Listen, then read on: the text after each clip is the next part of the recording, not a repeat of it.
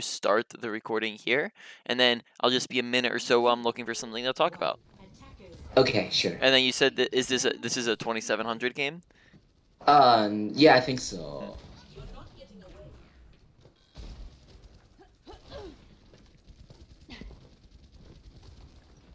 All right.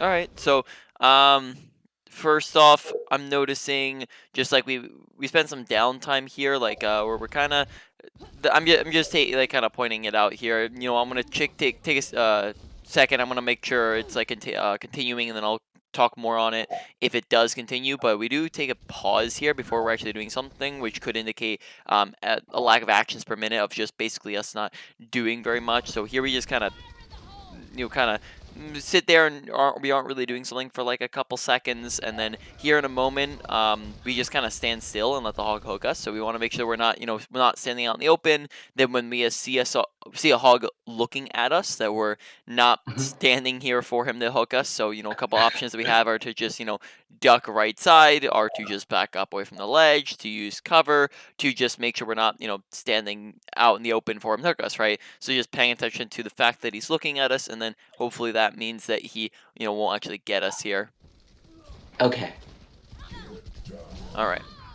And then very obviously deaths aren't something we want to be doing, because then that wastes a bunch of time where we could be doing things, and it puts our team at a disadvantage. So Mhm.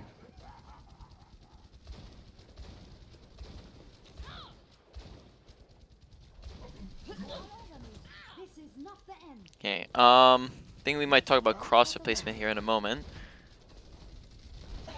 Wait, what is that? Yeah, we'll talk about that when we get into it. Yeah, we'll go over that now then. All right, so we're 2 minutes in. So, crosshair placement is essentially placing your crosshair in the best place possible to hit the easiest shots and the most shots, right? So, basically the big first step to crosshair placement is making sure that we're aiming head level. Now, right now where we're aiming is we're aiming kind of like down at the body, and then pretty much with every single shot that we take, we're doing this, where we go up, up, up, all right, where we're with every single shot that we're doing, we're aiming body up, where we're flicking up to the head, right? So this is going to be doing a couple of different things for you. First off, this is just very inconsistent in terms of aiming, and it's very unnecessary to go for that flick when what we could be doing is just sticking here and then shooting, and then now we don't have to flick anywhere, right? But when we're flicking, anytime anytime we're flicking or we're not on their head, right, that means we have to adjust further to the head, and when we have to adjust further, that's a harder shot to hit than if we're just going like this, right? So if we're trying to do like Mhm. this is a harder shot to hit than it is if we're just doing this, right, where we're going like that, right? It's a much easier shot because we have to having to travel less distance. So making sure that we're aiming head level while we're walking around means that we're hitting easier shots. This also changes our default. Just we're shooting down a corridor, we're shooting into people, we're just our default shots, we're shooting into a shield or whatever. That just changes it from being body shots to when we're aiming at head level. Now these default shots are head level, right, when we're aiming at that level. So the big first thing we're coming across is making sure that we're aiming head level and we're not flicking unnecessarily, right? There are times where you can flick, right? Flicking is necessary on fast moving targets. So basically flicking is anytime your crosshair has to travel a long distance, right, very fast. So for example, a tracer's blinking around us, right? We might need to flick to get to the tracer, right, because she's a very fast moving target. Whereas if something's moving very slow and is right in front of you, there's no reason for us to have to flick, right? But Mhm. another time might be if like someone sneaks up behind us. So let's say we're over here, and then all of a sudden someone sneaks up behind us. We might have to flick around real quick, right, to shoot at them. Or somebody's just appears on our screen and we have to flick up to hit them, right? Like we're Right. just aiming down main, right? We might have to flick up to get them, right? Those are situations where flicking is necessary, right? But it's not necessary when we're not really when there's nothing that it's needed for, right? When we're just aiming here, right? We don't need to do this unnecessarily, because that just means after every single shot, we're having to readjust even further, when we could just, the first one could be a flick, like we can flick into that, and then after we flick into the first shot, then we can just stay there, right? And just keep it smooth, keep good crosshair placement. Right now, the second big thing with crosshair placement is making sure we're aiming where we know people are going to be, right? That means that if a bot is up on the high ground here, a person's up on the top, right? We're going to pre-aim right here at head level, so that when he turns the corner, we're already aiming at his head, right? Here, we already know he's left side, so we're pre-aiming left at head level. So when we turn the corner again, we're pretty much already aiming at his head. Now, these guys are on a slope, right? So in the same way that on a Torbjorn, we'd be aiming down a little bit, and on a tank, we'd be aiming up a little bit. Here on these guys, we're going to be aiming down a little bit because they're lower, right? So when we turn the corner, we're already aiming at his head, right? So that is crosshair placement, right? And we just want to make sure we're doing that, because if we came and looked at the game, then we were in pretty much the entire time our crosshair was just sitting at on people's bodies and sitting, and that meant that like every time we went for headshot, it was always a flick up, right? Never stop fighting for what. Oh wow. All right, so you can just see that like as we come out here. Right, so coming out, just already looking at Orissa's body, right? And you can kind of watch this, but we like just watch how you're aiming as we look body, then we go up, body, then we go up, oh, headshot. Let's see if we can spot it again, right? So like it's kind of down, up, nice dynamite. You can see it again, right? It's down, up, down, up.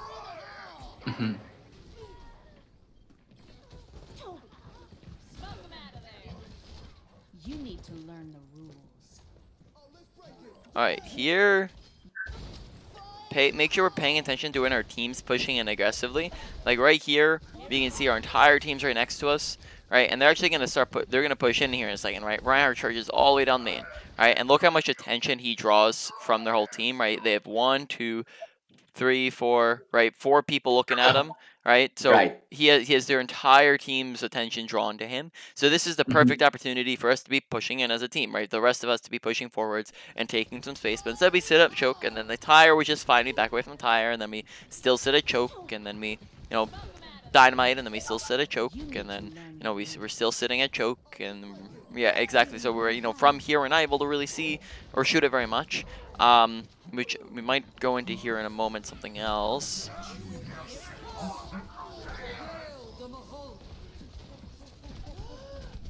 Alright, so now once we do get into point, the first thing I'm paying attention to is the fact that maybe we should have just taken high ground immediately here. Positioning wise, just make sure we're using coach gun to get up to high ground. So for example, here we could have taken the middle high ground or the top left high ground, which would have given us very significant advantages, right? High grounds, I think probably. I guess we'll just go into it now. But high grounds give you a ton of different advantages, right? First off, all of high grounds act as natural cover, right? So they can all see us. We back away. Now they can't see us, right? They see us. Now they can't see us, right? So all of high grounds acts as cover, right? Where you can no longer get shot at. On top of that, most characters in the game can't get up to you on a high ground, right? Orisa can't get to you, Hog can't get to you, Soldier can't get to you, and Moira can't get to you, right? Junkrat and Bap can, but Junkrat needs to use an ability, right? And most characters that can get to you need to use abilities, which means that now they're out of an ability, right? So high ground's going to give you, that's an additional survivability that high ground gives you. And then on top of that, high ground gives you a ton of visibility, right? From here, we can see over here, we can see all of point, right? We can see, if we can wrap around all this high ground here and basically be able to see everything. But on a low ground, we lose out on a ton of visibility, where we can't see anything over on the right side. We can't see anything on the inside. We can't see anything on the left side. We can't see anything on the high grounds, right? So we just lose out on a lot of visibility. So here, the first big thing would be just making sure we're on high ground positioning.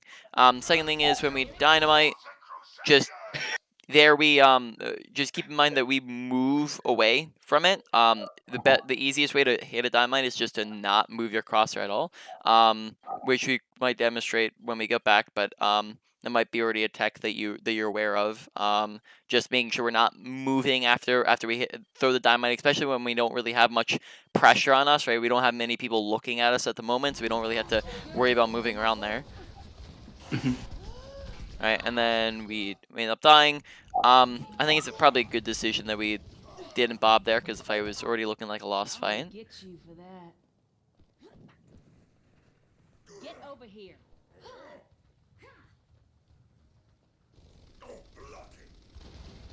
You're not getting away.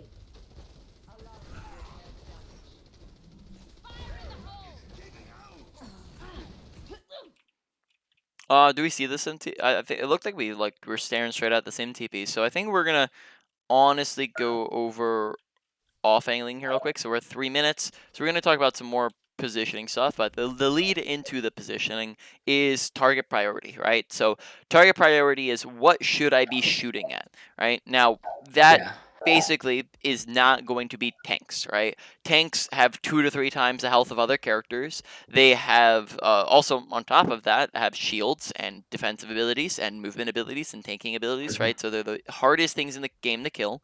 On top of all of that, DPS do the damage and supports do the healing, whereas tanks, their job is to create space for the DPS and supports, so they're not actually the ones outputting statistical value. So DPS and supports are the things that we're wanting to be focusing most of the time, not tanks. Yet in the last game we were in, probably 80% of what we were shooting at the entire game has been tanks so far, right? We haven't really been shooting at anything but tanks, right? So that Right. means that we're just not really going to be very effective with what we're killing because it's just going to be very difficult to kill them.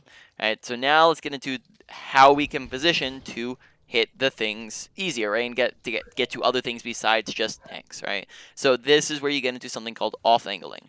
If we are standing right here, and our team's standing here, and the enemy team's standing there, this is the main angle from, if we're trying to shoot at them, right, there's going to be tanks and shields in the way. Now, if we went, for example, left side, well, now we can get around the tanks and the shields, right, whilst getting immediately to the back line. Now, this is very fast, right? It took us like 2 seconds, and it's very safe because we can just get back to our team pretty much immediately, right? So that is an off angle, right? Another example would be like if the enemy team's there, our team's here, main angle, right? Real quick, coach gun up the high ground, very, very fast. Even if you ran up to the high ground, it'd be very, very fast.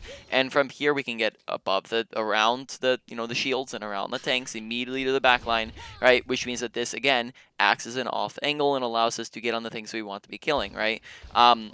So we want to make sure we're taking off angles, right? We're not just sitting main the entire time because that's pretty much what we have been doing. So for example, if we have a sim TP to the left side, that might be something we might want to do, especially if we're just stuck at choke, right? Because that'd get us behind the tanks, right? And just get us to the back line.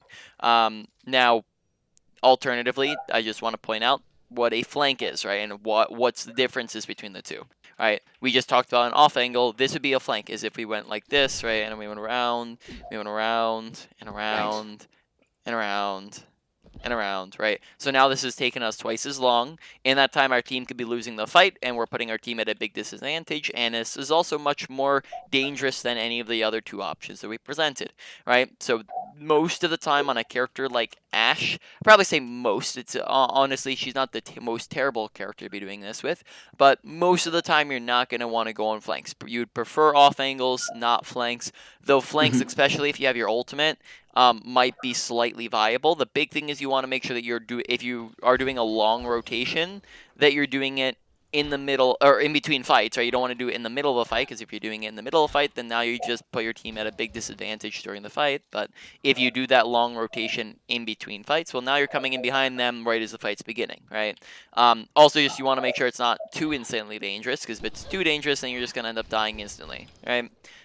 Whereas most characters you're not going to want to flank too often. I would say on Ashe, it's pretty rare that you want to do it, but it's still going to be an option. But off angles definitely are something that you are going to be doing very, very frequently, whenever it's an option, right?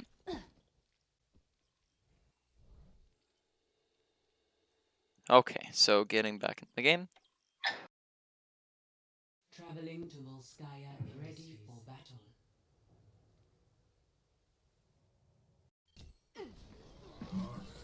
So we were past this fight, so here as well, we kind of get into like some actions per minute stuff. We kind of just chill and sitting around, where maybe we could be like looking for a pick or something like that.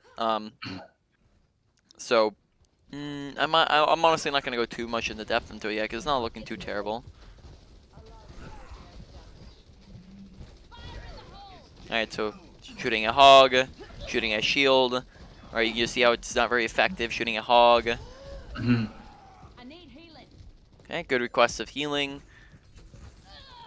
Though looks like our entire team's going left side, so awareness, make sure we're paying attention to where is my team at. If we're not paying attention to where my team is at, then that something like this is going to result in the result, right? And on top of that, we maybe should have just been paying attention to the fact that there was a TP there, because that would allow us to go on and off angle and do exactly what our team's doing and maybe get team support and not be off on our own. So here, this is an awareness death, so we've died 3 times, and maybe this game's only 6 minutes long, but why don't we just emphasize this real quick?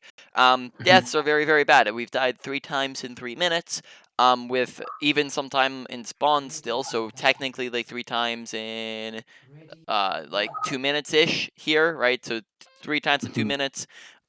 Every time you die, that is 10 seconds of time where you are respawning, 10 seconds of time that you are walking back from spawn on average, like roughly, right? So that means that each death is 20 seconds of time. That means that those 3 deaths is an entire minute of the game so far that you have done absolutely nothing, while also putting your team at a big disadvantage, right? And making it more likely that they're going to lose the fight or have to wait for you or whatever, right? So deaths, make sure we're not dying so often.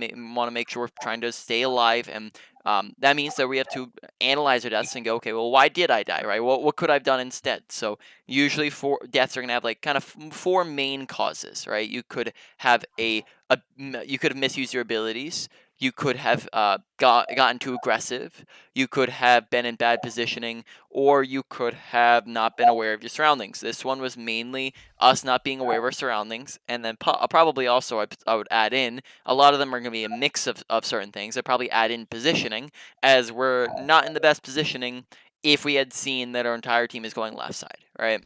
Mhm.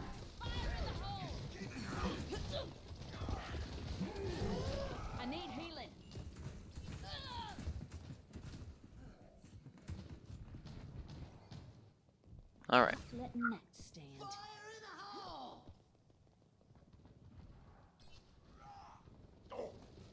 And we're going to spend more time shooting at Orisa, shield, right? You see how it's a very ineffective style where we're not really doing very much the whole time, just because we're on the wrong things, right?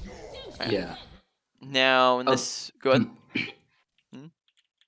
Were you gonna say something? What would you do if you were in that situation? Like, you would go high ground? In this exact, well, first off, I would go left if I had a TP, right, and then this would get us behind them and on high grounds over here. But other options you have to, to Mhm. actually bypass the tanks would be to make sure that when our team pushes through, that we're not sitting main. To make sure that we're taking high grounds when they're an option, because most Mhm. high grounds, as long as they're like not if they're in the fight, right, we could take a high ground over here and it'd be doing nothing. But if we were in a high ground that's in the fight, then now that's going to act as an off angle, and yes, it gets us around the tanks. We could maybe hop up here for half a second if we wanted to. Now we might get pressured out of this really fast, but you might not. So you might not want to stay here. But as soon as our team's pushing through choke, we probably want to push in with them. Top of that, go for dynamites as often as possible. So like each fight, we've basically had a couple different options to work with, and we're maybe just choosing the option to just sit, choke, and do nothing, right? Mhm. So, Bob usage, pretty good. I honestly like the Bob usage. It's pretty well timed. Don't waste my time. So notice how, like, again, we're kind of flicking unnecessarily, like on a target who's already on our screen, right? Already right next to our crosshair. Very, very slow moving. It's not like she's moving very fast, and therefore most of our flicks just end up sending our crosshair from being on top of her to being off of her, right? So Don't on top waste of my her, time. flick off of her, right? On top of her, Oh. flick off of her, right? On top of her, right? Flick off of her, on top of her, flick off of her, right? So most of these flicks are just actually making it us more inconsistent with our aiming. So try to keep your aim more smooth, especially like when the thing's on top of our crosshair, right? Mhm. Um, when you're nearing an edge and you're trying to look over it at crouch, so that you're not ending up falling off of the high ground. Crouching will make it so that your movement is slower and therefore easier to control. Okay. Also, don't shoot at your dynamites if it's no longer viable, right? If your dynamite's on nothing, then exploding it's going to do nothing, right? So if you see here no one's there, then this dynamite's not going to do very much besides waste your time. Okay. Okay. Right, and then because we dropped from high, immediately after we dropped from high ground, we have Coach Gun available. It probably, or at least we just used it, right? We probably could have just Coach Gun back up to high ground and then been in better positioning. Whereas right now we're in very, very open positioning, right? Right now we are out in the open. I'm not gonna get into depth because this is the first time I've seen it so far, and there's a bunch of things that I've seen maybe one thing, but I'm not gonna get super in depth unless I've seen it being a repeat thing. But here, just keep in mind for the moment that good positioning is the usage of cover, whereas bad positioning is the absence of cover. And right now we are in very much the absence of cover. There's no cover anywhere where we're standing, and therefore if they shoot at us, we die instantly, right? So right now we're in bad positioning. We want to make sure we're in better positioning, which would mean probably just staying on the high ground or coach gunning back up to high ground if we see that we made the mistake. Yes. Okay.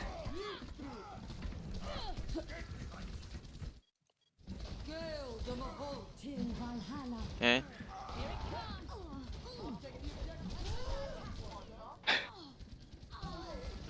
All right. So couple things like just tinier things, I guess, to redo. I guess to just make sure you're aware of, just maybe not the biggest things, but just making sure you're on the correct page of understanding how they work.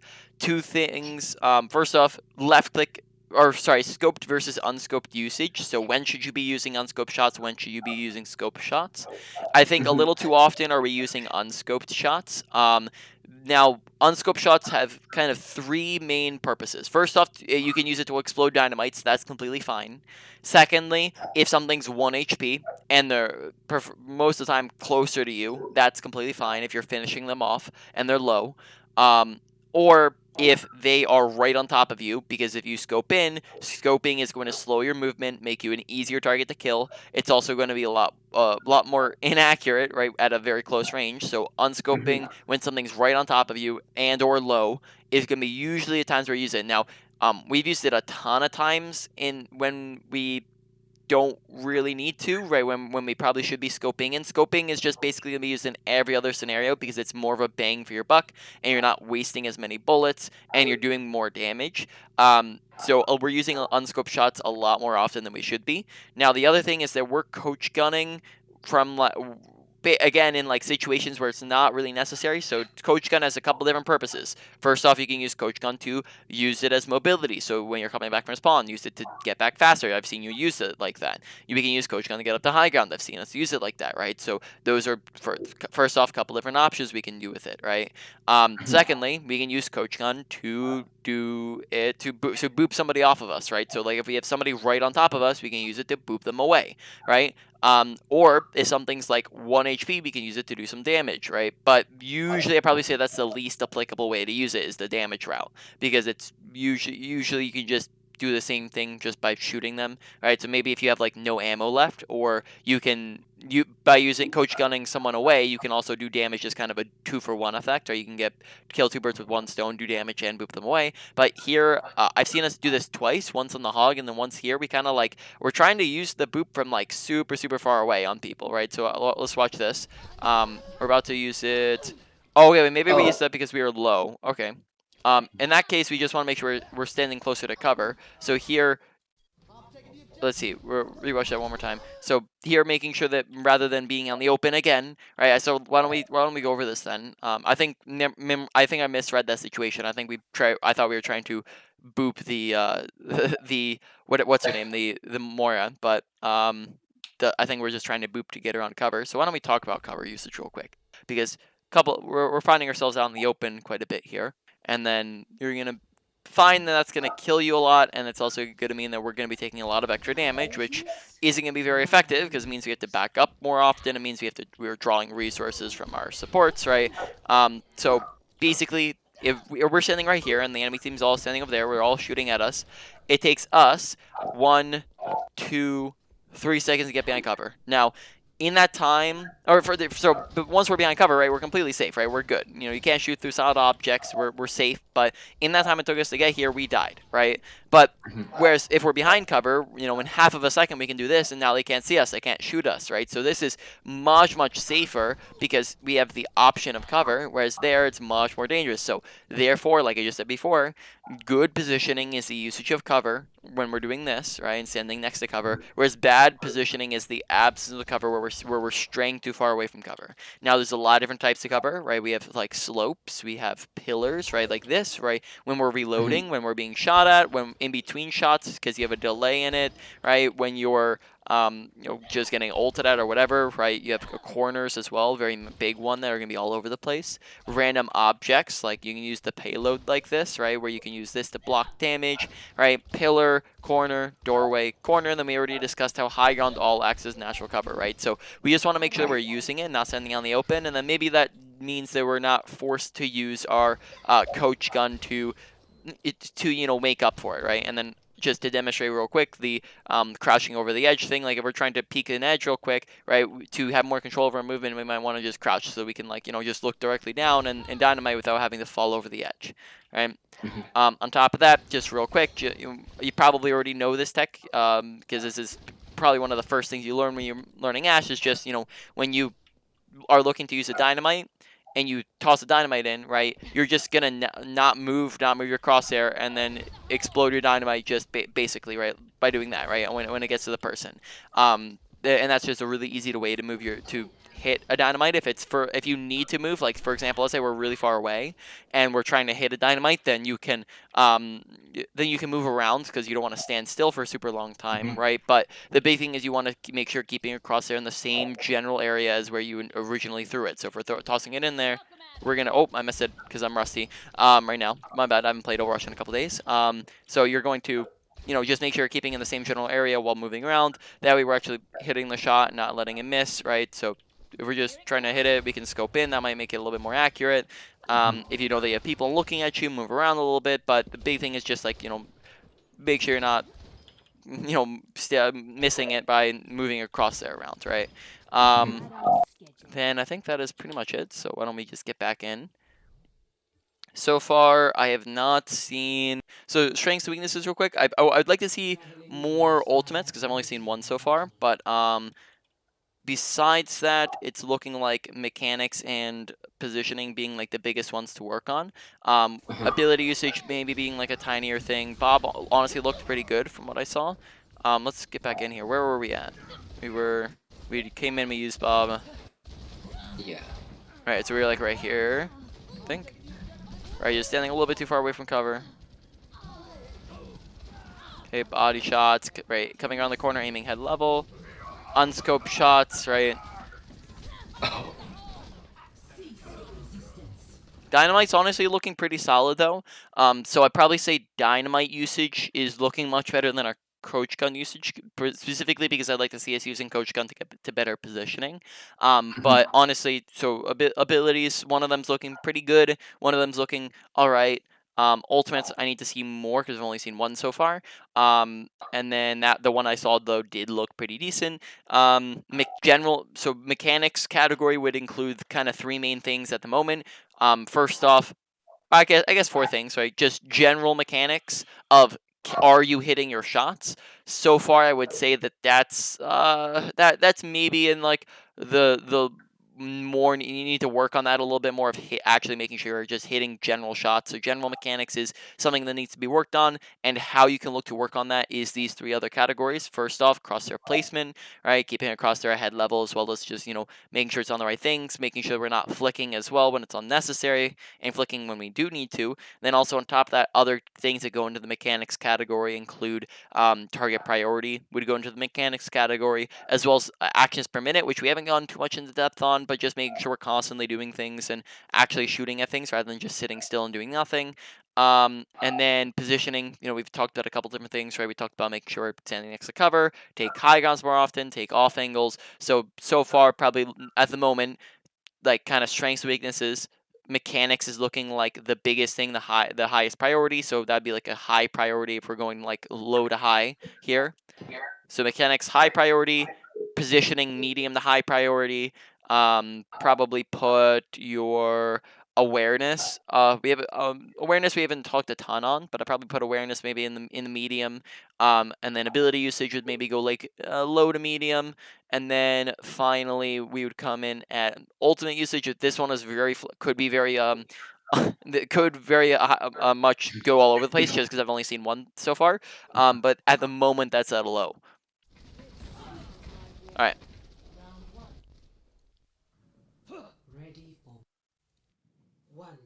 So we swap to the Hanzo. Are you still interested in going over Hanzo here? Hmm? Are you? Excuse. We're on Hanzo now. Are you still interested in going over Hanzo here?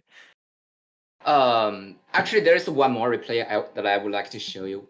You still have time to do it? Yep. We have another 30 minutes, don't we?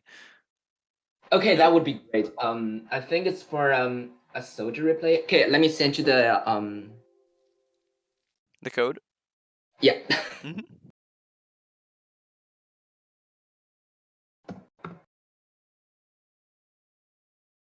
Okay. Let me know if this is working. All right. Yep. It worked.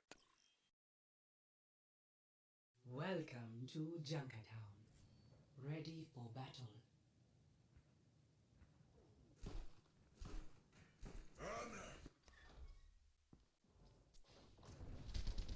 All right. So we're coming out of spawn here. Yeah, we're just on Soldier. Soldier, keep in mind, as a character, when we talked about the off-angling, Soldier is very, very good at this, and actually he is much more capable of doing flanks than Ashe is because of his movement speed, with his sprint, which allows him to get on flanks much faster, which means that they are no longer putting him as out of the fight for so long, but you still might want to do very long flanks in the middle of fights still.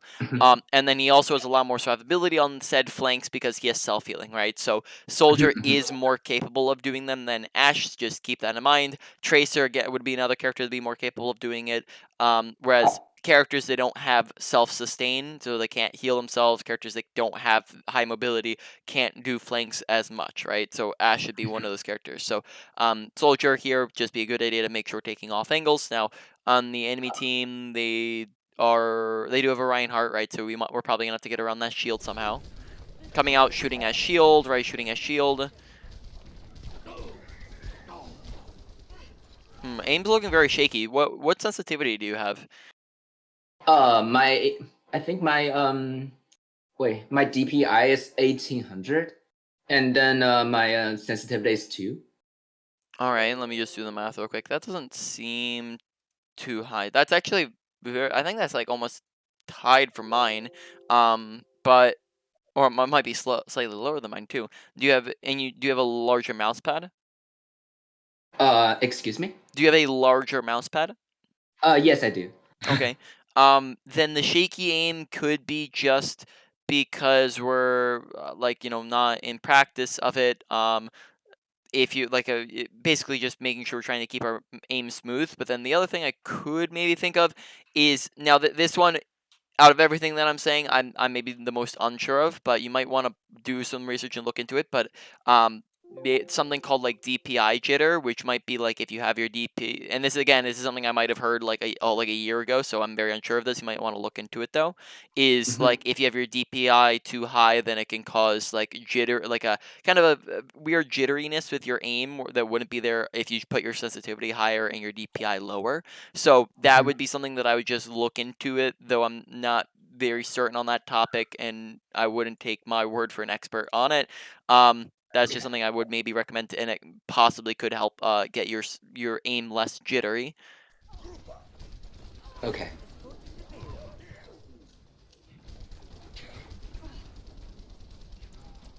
Okay, straying very far out into the open there. Hey, right now we have a couple different options, right? We can stay up here on the high ground. We can go right side. We can go left side. Probably be a good idea if we tried to go on one of these flanks, because a lot of time we're just shooting at the tanks a little bit here, right? I think we might have to talk about trying to think again if we do discuss this. Yeah, but just a lot of just shooting at tanks and shields so far. And you can see how like you just be a lot more effective if you're on these off angles. All right, so now we're flanking around. This is good. This is good. This is what we want to do. I like it. Okay. Yep, and immediately you see the payoff of a kill, and we're thriving still on this. Though we might want to be very, very careful over yeah, exactly the having the Zarya on top of us. So good job backing off there when she's right there. Though I do think there's like still a Widowmaker, yep, over here. So making sure we're Oh. being aware of our environment, right? That was me without even seeing or hearing her. I just knew that she was over here previously, and on my screen here, I'm the thing I'm noticing, and when I'm looking at your screen here, is that I'm like, huh, there was a Widowmaker over there.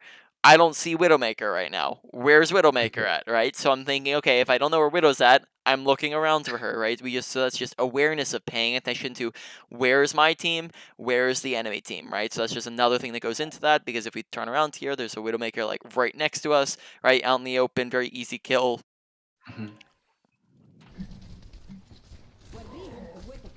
She's even shooting right next to us. Okay, we finally looked over there right before she died. Alright, Helix might be something we need to work on. I've only seen 2 so far. Alright. So the problem here is that we probably would say we probably don't want to wrap too far around left. It'd probably be a lot better of an idea if we hung around this right side area. So Oh. couple different reasons for this. First off, a lot more out in the open over here, right? There's just a lot less cover and it's a lot more spread out, which means that it's easier for them to shoot at us. Over here, we could take the high ground if we wanted to, or we could just wrap around right side and be over here. And this is where we get into the range of our kit. So we're at 2 minutes. Right, let's just leave again. Now this is going to be something that applies to Soldier and Ashe right now. Soldier and Ashe, we just want to make sure that we're not playing too far away, right? Both of them are mid-range characters. I'd probably say Ashe is slightly longer range than he is, but he's still a mid-range character, right? If we're basically, that means like roughly here to here or there, right? You're gonna notice, right, when we're right here, it takes us 1, 2, 3, 4, 5, 6, 7. Oh, let's do headshots, sorry, because that's faster damage here. It takes us 1, 2, 3, 4, 5, 6 shots to kill, right? But if we back up to over here, well, now it's taking us 1, 2, 3, 4, 5. Oh wait, sorry. Back up a little bit more. 1, 2, 3, 4, 5, 6, 7 shots to kill, right? So this is where you get into fall off damage, right? The further away we're getting, the less damage we're doing, right? 1, 2, 3, 4, 5, 6, 7, 8, 9, 10, right? Where we're basically, and that goes up to 11, I believe. So basically, that's where we're doing basically half of the damage we could be doing when we're closer. On top of that, notice that it's very, very difficult to hit things that are super far away, right? Because they're a smaller target, right? This spot is going to be a lot harder to hit than this bot right here, because this bot right here is much bigger of a target to hit, and therefore it's going to be much easier. Now, Ashe has the same fall off, but she can do this slightly better because she does have a scope, so she is zoomed in a little bit, and she has a lowered sensitivity, so that's going to allow her to hit shots at a distance a little bit easier. But she still is the exact same thing, where right here we can do 1, 2, 3 body shots. We back up a little bit to over here. Now we're doing 1, 2, 3, 4 body shots, right? And we get to the same range where we were at before over here. Right now we're doing 1, 2, 3, 4, 5, 6, right? So twice the amount of damage it's taking. So we just want to make sure that we're sticking a little bit closer on these heroes, because that's where when it's an option, right? Because that's where we prefer to be. So being around the right side might be a little bit better of an option and less out in the open than being around the left side as a soldier. On top of that, just making sure, again, that we're paying attention to the Reinhardt, because if Reinhardt's getting within his swing distance on us, that means that we're not paying close enough attention, because he's a very slow, clunky character, and the only way he can get on top of us is if we're letting him get on top of us when we have a sprint. Okay. Alright, so here, let's get back to where we were, because Soldier ran and got on top of us. Or no, Reinhardt. So it's back here. So haven't seen us use either for our, so Helix have seen us use 2 of. Maybe we've seen 1 health pack usage. I want to see more of those before I rate them. So at this range, we're not going to find too much effectiveness, right? We might want to move a lot closer at the moment.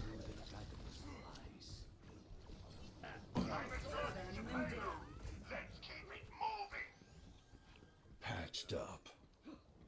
I've got you in my sights. Make sure that we're visoring after that, I've seen. I've actually, this is like a more recent thing that I've seen. I actually didn't like seem to notice this a ton before, I guess. But this has been something that I've seen a lot of people doing. But in any case, make sure that we're ulting after we know where people are, right? Not like right as we're turning the corner. Like unless we're like the exception to this rule is if like just seconds ago we knew that they were all out in the open. Like let's say we were like already up here, right? And we like saw they were all out in the open, and then we turned around the corner, and then we for some reason we were like distracted, and then we came back here and visored. That'd be more understandable. But here we're going this long period of time where we don't even know where they're at, right? From this position right here, we don't have a clue where the enemy team is at. Yet we're peeking this corner and visoring before we even see anything, with the assumption that they're all going to be out in the open, right? Whereas that's not really seeming to be the case here, because look, they're all behind cover, right? Echo behind cover, Mora behind cover, Zarya behind cover, right? So in this case, Visor's not going to do very much because nothing's out in the open. So make sure that we're again being aware of our surroundings, so we're not visoring before we can see everything, right? Make sure we're looking around us before we're visoring. Now Mora did walk out in the open, and then Zarya did walk out in the open, so that, and he walked out open, so that would be an example of like you made a mistake, yet the gold players walked into your mistake, right? Right. On top of that, okay, so we do have health pack here in 1 second. Make sure when we see we're 17 HP that we're plopping down a health pack for ourselves. Also, I would advise, this one's not going to be too massive, but notice this where we go jump, jump, jump, jump, jump, jump, right? Okay, so that's called spam jumping. Spam jumping's not a habit you want to be in, though of course this would probably be, like, out of everything we talked about, one of the lowest priorities to work on, just because it's not a very big priority, right? Spam jumping is just going to make it easier for people to headshot you, but that's only really going to be applicable the higher up in ranks you go. At most, it would just at this rank, it would just, excuse my brother sneezing in the background. At this rank, the most it would do is just accidentally let people headshot you more, but the thing is, it's just gonna get you killed more often if we're spam jumping. So we, because when you go up, you have to come down. Therefore, it's a trackable animation. But again, like I said, it's not a very important one. Just a thing. Oh. Payload secure. I'm on fire. All right, very, very nice. I'm not seeing Helix being used a whole lot. Alright, so we'd use it there.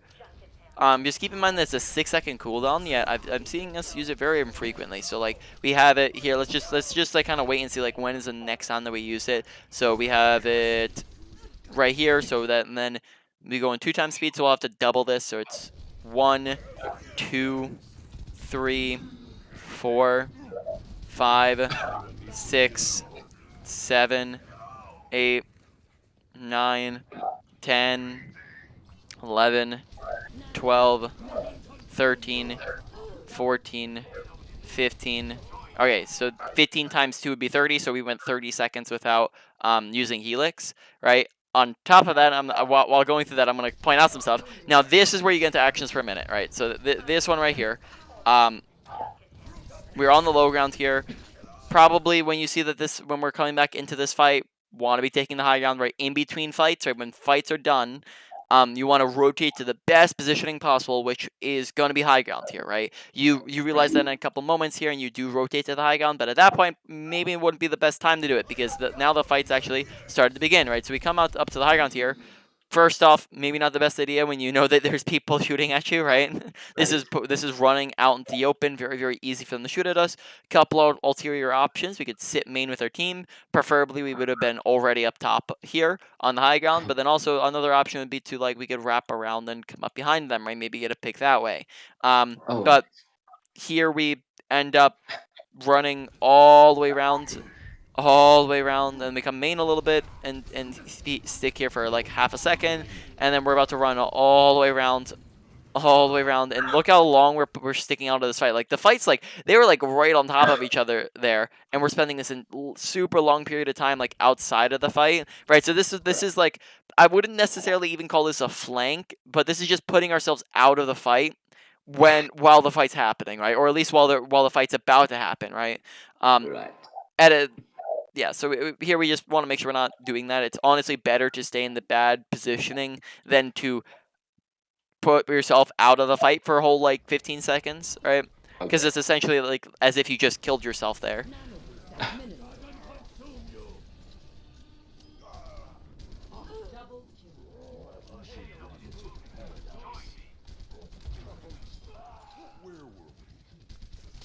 Yeah, so Helix, I just say like make sure we're using it more often, just because it's gonna be good damage. It's a really good it really excels as a finisher. In between fights, right? This is like just there's a little bit of lull in between these fights, so this would just be a really good opportunity to rotate to high grounds, right? Again, just taking that better positioning, right? We could take we just take above us, we could take top left, we could take top right, right? Couple different options here. We just don't want to be running into them down main. Oh, okay. Okay. Everyone to us. Right.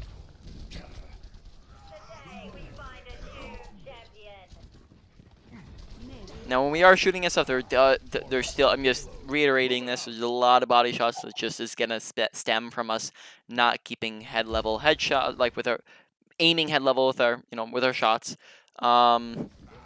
Soldiers on our top left at the moment. Again, just sitting main, shooting at Reinhardt, shooting at shields, not doing very effective damage.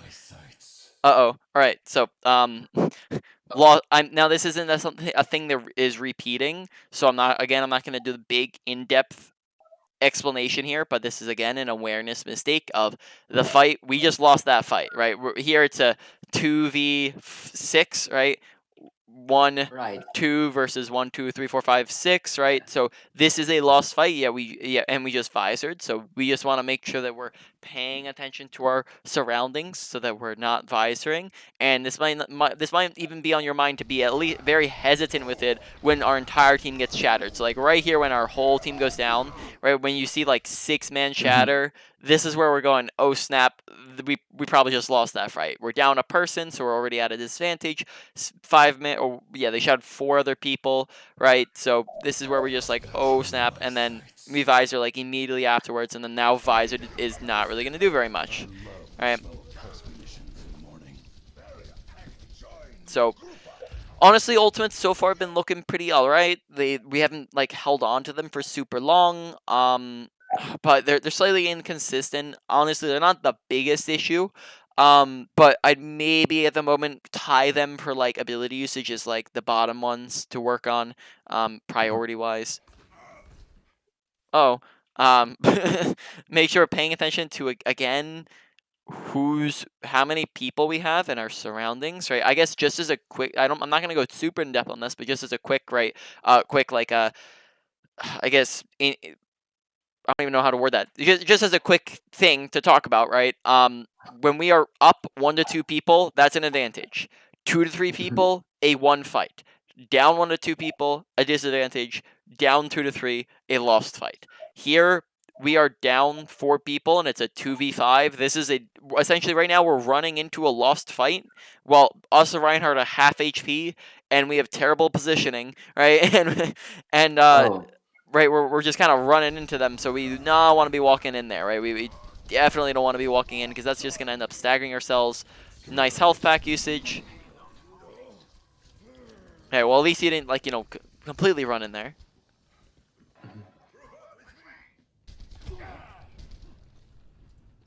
Alright, so why don't we exit out here, and we're going to do a wrap-up of the stuff we talked about. So here we're going to do the review and then the main points, and then finally wrap up the session from there. So we went over Soldier and Ashe. Let's just start with Soldier here.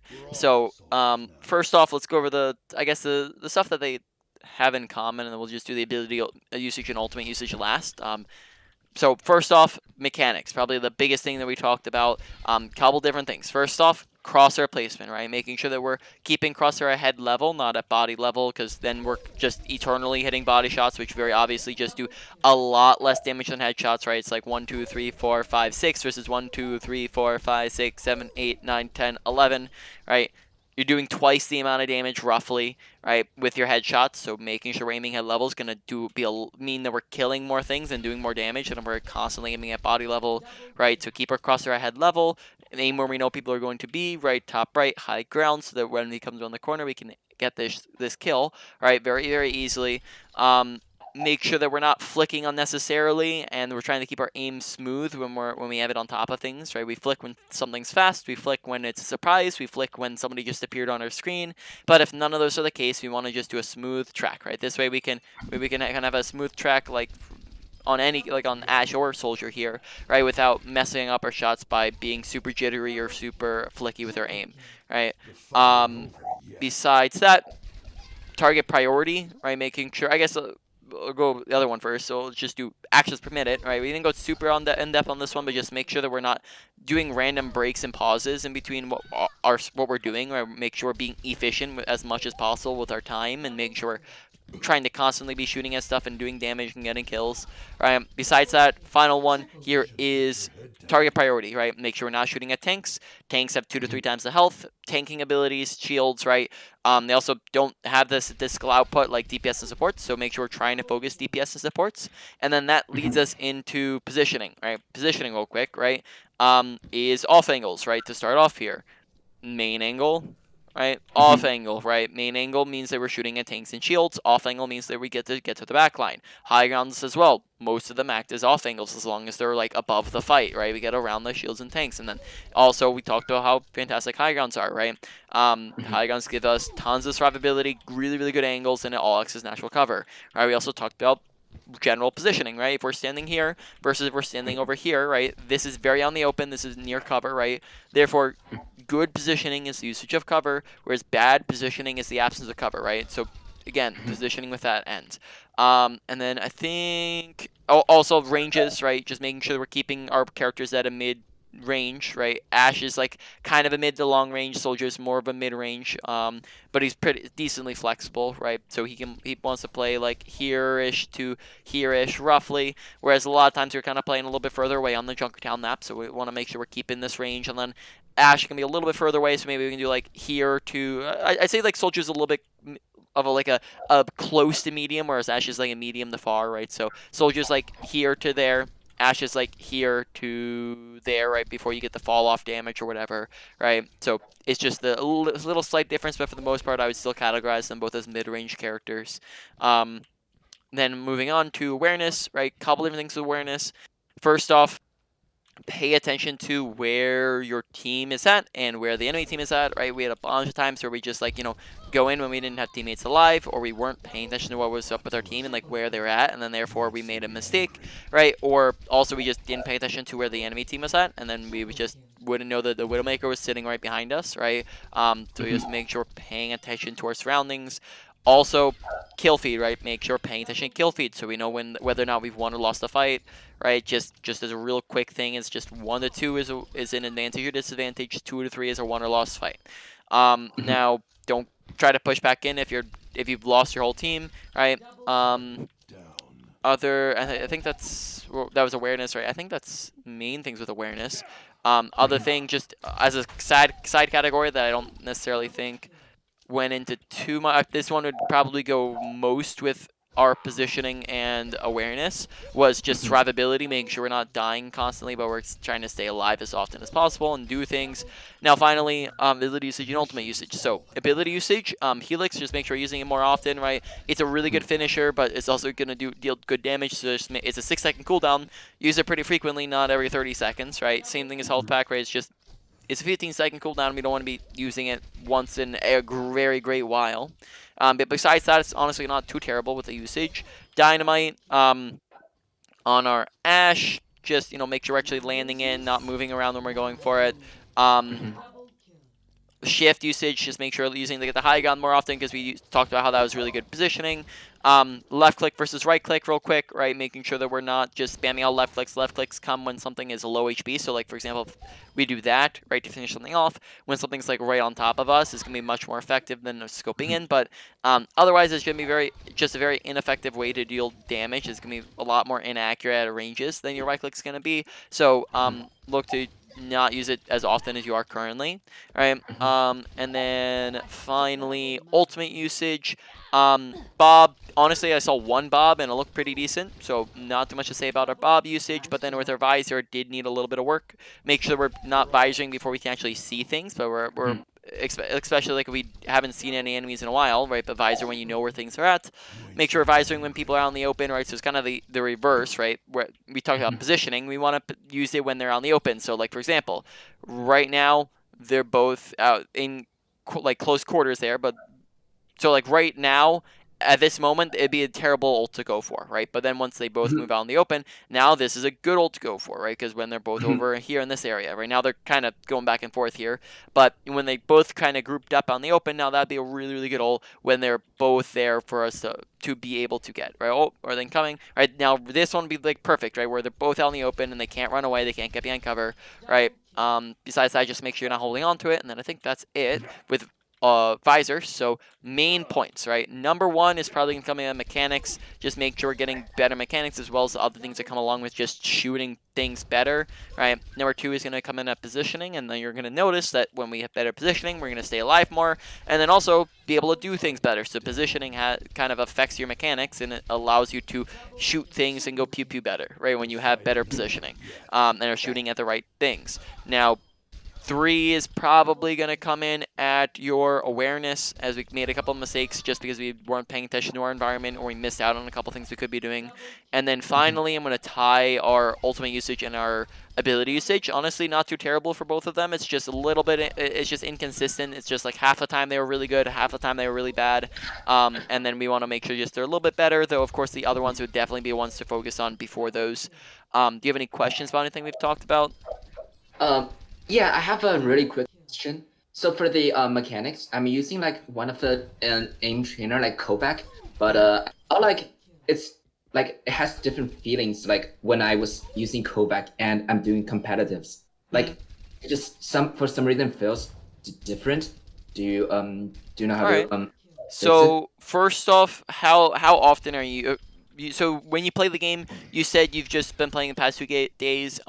When you have played regularly in the past, or at least like how often would you be expecting to play when you get back into Overwatch? Like, are you expecting to play every day? Are you expecting to play how many hours a day? Like maybe just like 1 hour every day. But I'm trying to do like 1 hour of Kovac aim trainer. But like so different. Like it's like the aim feelings are different. So so you would say kind of in your rough practicing schedule, you would do 1 hour of Kovacs, 1 hour of Overwatch. Yeah. Okay. I would very highly recommend basically just skipping out on the Kovacs if you're trying to play Overwatch. So for a couple different reasons here. First off, like you said, it's feeling different could be just maybe because like I don't know if you translated your sensitivity correctly into it or not.